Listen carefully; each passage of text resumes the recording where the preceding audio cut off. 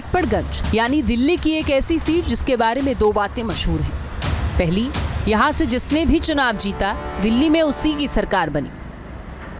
और दूसरा, यहाँ पर बाहरी उम्मीदवारों पर लोगों ने भी जी भरकर प्यार लुटाया है। साल 2013, 15 और 2020 में मनीष सिसोदिया इसी सीट से विधायक बने, लेकिन इस बार मनीष सिसोदिया की सीट बदल गई है।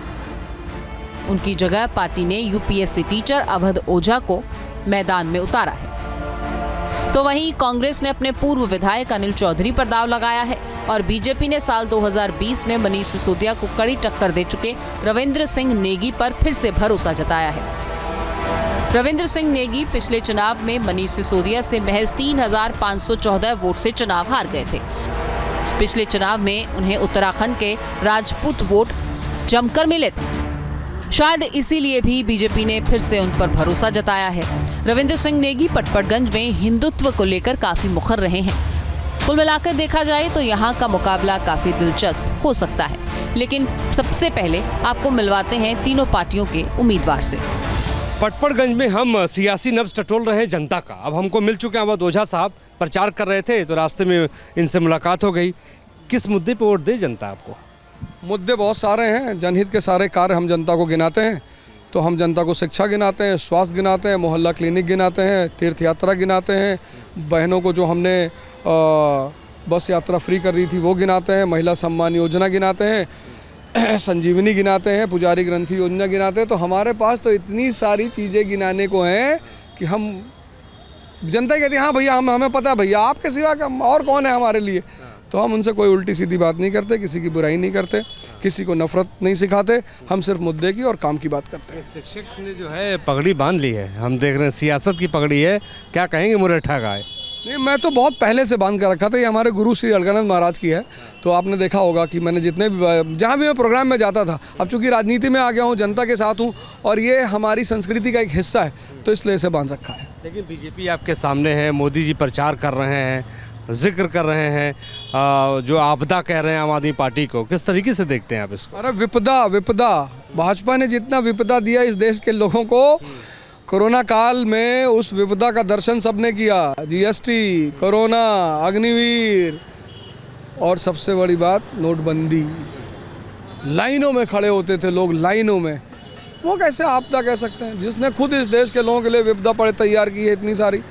नाम आपका भी बिगाड़ा जा रहा है, अवध को लोग अवैध बोल रहे हैं। अरे कितनी बड़ी बात है, मतलब जिसका नाम होगा वही तो बदनाम होगा।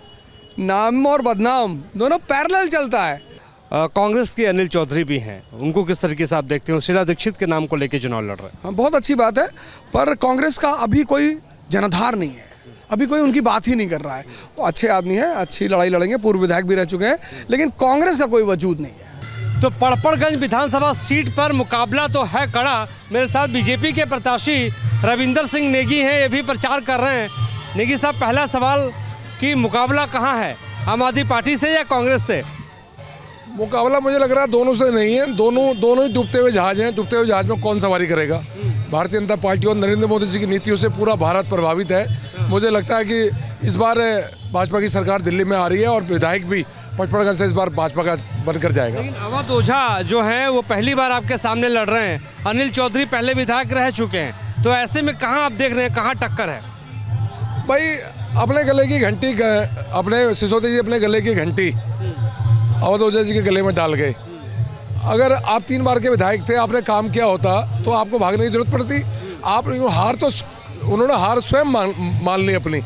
डिप्टी सीएम को सीट चेंज करनी पड़ रही है जिस सरकार में जो मंत्री रहा, तो इससे साफ पता चलता है कि ये इन लोगों की धरातल में कुछ नहीं है और ये हार स्वीकार कर चुके हैं। और रही कांग्रेस की बात, कांग्रेस डूबता हुआ जहाज है, कांग्रेस में कोई सवारी करने के तैयार नहीं है। कांग्रेस तो बस कभी ये तो बिन पैदे के लोटे हैं, कभी इनको लगता है आम आदमी तो आम आदमी के साथ एक हो जाते हैं। इनका तो सबको पता है क्या हाल है। लेकिन एक और सवाल है कि रविंदर सिंह नेगी को लोग इस बार वोट क्यों दें? क्योंकि अवध ओझा ये कह रहे हैं कि हम 2100 रुपये महिलाओं के खाते में डालेंगे, हमने फ्री बिजली दी है, हमने फ्री पानी दिया है। भाई रविंदर नेगी को वोट इसलिए दें कि रविंदर नेगी जो 2020 में चुनाव हारा और 5 साल से लगातार क्षेत्र में रहा और किसी के सुख में, किसी के दुख में, जीने में, मरने में लोगों के काम करे, गलियों में घुमा, बरसातों में घुमा, हर सरकार की हर नीतियों का विरोध करा, जो लोगों के लिए गलत हो रहा था उसको सही करने के लिए हमेशा विरोध करा। और आज जो ये कैंडिडेट आए 3 महीने पहले ये लोग आ रहे हैं, 3 महीने पहले ये लोग घूम रहे हैं, तो मैं रवि नेगी को इसलिए चाह रहे हैं, रवि नेगी का हर घर में नाता है और रवि नेगी को रिश्ता निभाना आता है। दिल्ली विधानसभा चुनाव के मद्देनजर सारे सियासी महारथी मैदान में उतर चुके हैं और उस सियासी महारथी का एक और नाम भी है और नाम ये है अनिल चौधरी।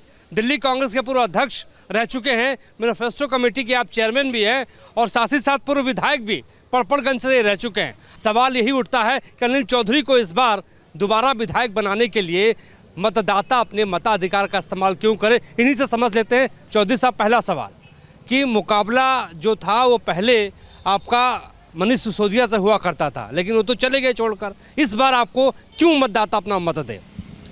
देखिए, 10 साल दिल्ली के जो है शराब मंत्री यहाँ से विधायक रहे, जो आज अपना विधानसभा क्षेत्र चेंज करके चले गए। सवाल ये है कि चेंज क्यों करके गए। वो जो भी एक्सक्यूज़ दें वो अलग बात है, लेकिन सच्चाई यही है कि वो जनता के सवालों से भागे हैं, माँ बहनों के सवालों से भागे हैं। सवाल एक तो विधानसभा क्षेत्र के डेवलपमेंट का इशू है, जो 10 साल में धीरे धीरे जो मूलभूत सुविधाएं हैं वो चरमरा गई। पूरी दिल्ली के साथ साथ पटपड़गंज भी अछूता नहीं है, जहां गंदा पानी ना मिल रहा हो, सीवर का मिक्स पानी ना पिलाया जा रहा हो या सीवर ओवरफ्लो ना हो। सुनवाई के लिए कोई एक चेहरा नहीं है, विधायक तो छोड़ दीजिए, कि जिससे कि जन सुनवाई हो सके, लोगों के मुद्दे और मसलों पे काम हो सके। लेकिन मैं देख रहा हूँ कि पीछे एक देखिए ये रिक्शा, और रिक्शा पे लिखा है ईमानदार अनिल भाई। ईमानदार लिखने की क्या जरूरत पड़ गई? देखिए, ये जन भावनाएं हैं। मैं स्वाभाविक है यहाँ 10 साल रहा हूँ। ये जो भी बात आई उस बातों के आधार पर कार्यकर्ताओं ने, सिंपैथाइजरों ने मुझे ये सम्मान दिया है। लेकिन सच तो है, मैं एक साधारण सा कार्यकर्ता, एक साधारण सा एमएलए काम कराता हूँ और 12 साल में रत्ती भर आरोप नहीं आता है। ऐसा क्या हो गया 10 साल में सिसोदिया के ऊपर इतने गंभीर आरोप लगे कि वो 2 साल जेल में जा चुके हैं। तो ये तो हुई तीनों पार्टियों के उम्मीदवारों के दावों की फहरिस्त, लेकिन पटपड़गंज की आम जनता क्या सोचती है, ये जानने के लिए हम सीधे पहुंचे ग्राउंड जीरो पर।